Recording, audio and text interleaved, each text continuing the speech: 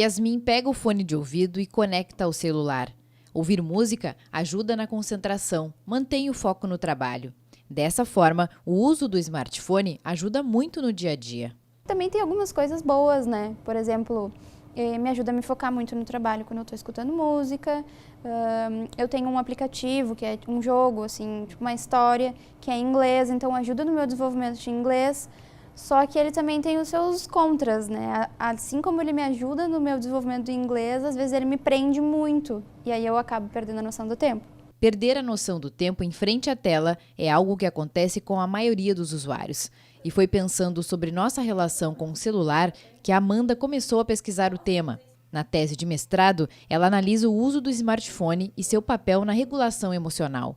750 pessoas participaram da pesquisa. Foram divulgados questionários, as pessoas responderam, né? O estudo ele teve 2 etapas.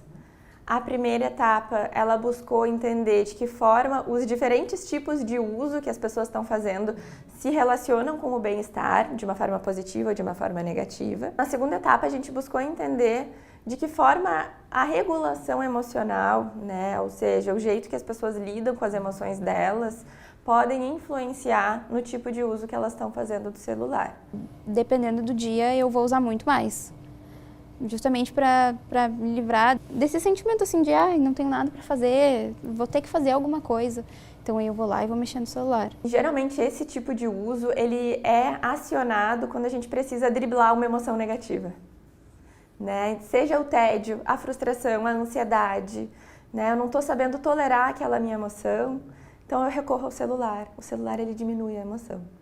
Hoje usamos o celular de forma automática para ler, para ouvir música, para acessar um mapa. E para além das funcionalidades, também dedicamos um longo tempo entre as redes sociais, como disse a pesquisadora, driblando uma emoção negativa que em algum momento precisaremos enfrentar.